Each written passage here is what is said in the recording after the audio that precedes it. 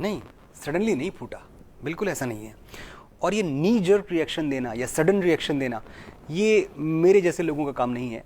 मैं किसी बात पे तभी ज़बान खोलता हूँ जब मैं ये जान चुका होता हूँ कि जो मैं बोलने वाला हूँ ये सच है और इसमें झूठ की कोई गुंजाइश नहीं है, कोई एम्बिग्युइटी नहीं है। ये जो एक मुद्दा है ये बहुत सीधा सा मुद्दा है, इसमें किसी तरह का ना फसाद है, ना कोई डिविजिव पॉलिटिक्स है कि दो गुटों में देश को बांट दूं मैं। एक सीधी सी बात है कि आपकी कहानियों में हीरोज होते हैं, आपकी कहानियों में विलेंस होते हैं। आपके यहां कृष्ण होता है, कंस होता है, राम होता है, रावण होता है, सीधी सी बात है। तो क्या आप अपने बच्चों को यह कहते हैं कि बेटा तुम बड़े होकर कंस की तरह बनना, बेटा तुम बड़े होकर रावण की तरह बनना? कहां ऐसा कहा जाता है? और ऐसा कहना चाहिए क्या?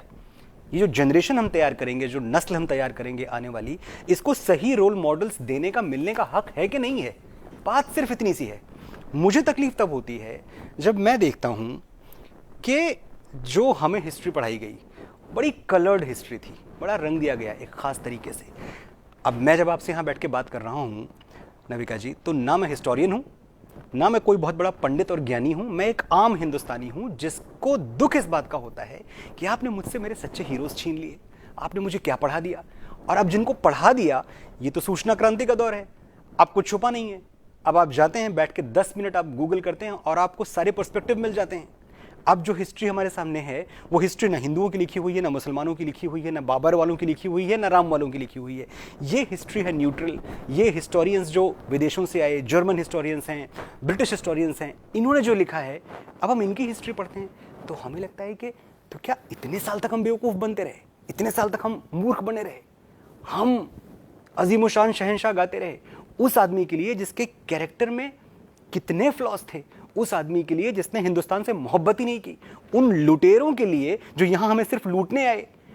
और लूटने आए वो ठीक है, दलीलें क्या दी जाती हैं? दलील ये दी जाती है कि देखो यार वो अंग्रेजों जैसे नहीं थे, वो आए और यहीं रह गए, उनको इतनी मोहब्बत हो गई आपके वतन से। मनोज जी, आपका कहना है कि हमारी बुनियादी शिक्षा में ही कुछ बेसिक गड़बड़ है और आप कह रहे हैं कि ग से गणेश होना चाहिए, लेकिन लोग अब कहते हैं ग से गधा क्योंकि वो सेक्युलर है। तो ये तकलीफ अब क्यों? अब क्या खास बात है कि ये बात आपके दिमाग में आई? कोई ना कोई ट्रिगर फैक्टर, कोई ना कोई वजह होती है, कोई ना कोई मिर्च होती है जो लग जाती है और उसके बाद आप जैसा कवि, आप जैसा लिरिसिस्ट कहने लगता है। तो ये कौन सी मिर्ची थी? आदम को जन्नत से क्यों निकाल दिया गया था? एडम और ईव की जो कहानी है, क्यों निकाल के फेंक दिया गया आपको जन्नत से? क्योंकि एक फल खा लिया था, द फ्रूट ऑफ नॉलेज।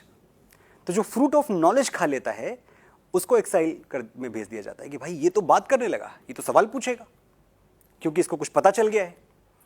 तो मेरे साथ भी यही हुआ कि मेरी उम्र तकरीबन 45 साल है, मैंने जो इतिहास पढ़ा है उस इतिहास पे मुझे कभी शक नहीं हुआ, क्योंकि हम तो विश्वास में पढ़ते हैं कि ये जो किताबें हमारे सामने रखी हैं ये क्यूरेट की गई हैं, इन किताबों को कई लेवल से गुजारा गया है तब हमारे पास पहुंची हैं और ये किताबें राष्ट्र निर्माण में मदद करेंगी।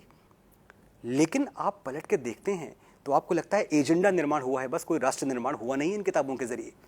मुझे अचानक कहां से लगने लगा कि ये गा से गणेश नहीं है, गा से गधा है। गा से गधा या गा से गमला कुछ लोग कह रहे हैं, ये अगर शुरू से होता मुझे कोई प्रॉब्लम नहीं थी। ये शुरू से नहीं था, ये 70s के आसपास जब आपकी एजुकेशन पॉलिसी बदली तो उस वक्त जो किताबें, टेक्स्ट बुक्स बदलती रहती हैं, तो अचानक टेक्स्ट बुक्स में से गा से गणेश हटा दिया गया। क्यों हटा दिया गया? क्योंकि भाई गणेश तो सेक्युलर नहीं है, गणेश तो एक तरफ जा रहा है।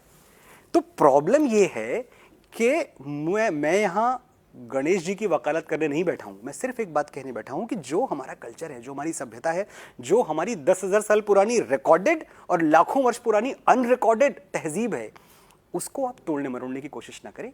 ये बहुत प्यारा है, बहुत सुंदर है, हम इसको ओन करते हैं।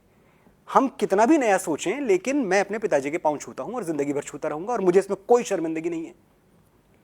तो आज अगर मैं अपनी लेगेसी के आगे झुकता हूं, सिर झुकाता हूं, उसको प्रणाम करता हूं, तो मैं बुरा हो गया, तो मैं प्रॉब्लमेटिक हो गया, तो मैं लोगों में फसाद भड़का रहा हूं, तो मैं दंगे भड़का रहा हूं। मेरे पूरे वीडियो में, जिस वीडियो की बात हो रही है, 11 मिनट का वीडियो है, मुझे कोई बताए कि मैंने कहीं भी कोई बात एंटी मुस्लिम, एंटी इस्लाम, या फंडामेंटलिस्ट जो बातें होती हैं, मैंने एक जगह एक वर्ड यूज किया हो तो मुझे बताया जाए।